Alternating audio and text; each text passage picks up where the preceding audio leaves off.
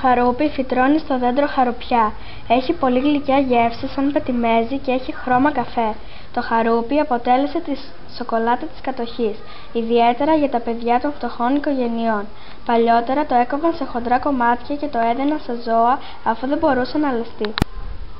Σήμερα παράγουμε διάφορα προϊόντα από το χαρούπι όπως χαρουπόμελο, χαρουπάλευρο, τα παξιμάδια, τα κουλουράκια, τα ζυμαρικά, τη σοκολάτα και άλλα είδη από χαρούπι, το οποίο κερδίζει σταδιακά το ενδιαφέρον των καταναλωτών.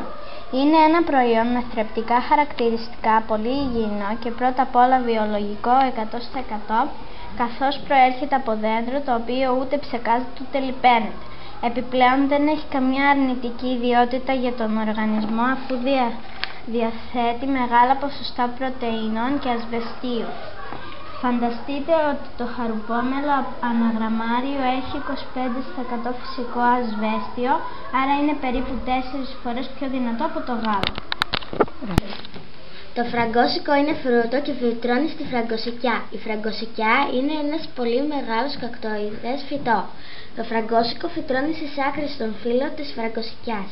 Έχει ένα ροδαλό χρώμα και έχει αγκάθια απ' έξω, γι' αυτό πρέπει να το κόψεις και να το καθαρίσεις με μαχαίρι και να φοράς ειδικά γάντια.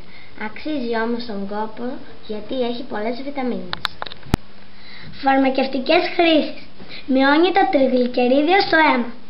Έχει απολωτικές και αντιγυραντικές ιδιότητες. Χρησιμοποιείται στην παραγωγή αλυφών ημέρας μετά την ηλιοθεραπεία σαν αντιρρητιδικές κρέμες. Από τους σπόρους των φραγκοσικών παράγεται έλαιο που είναι πλούσιο σε βιταμίνες, ανόργανα άλατα, πολυακόρεστα λιπαρά οξέα, αλλά και αντιοξυδοτικούς παράγοντες που ενεργούν εναντίον της γύρανσης του δέρματος. Το έλαιο αυτό ενυδατώνει, διατρέφει και μαλακώνει το δέρμα.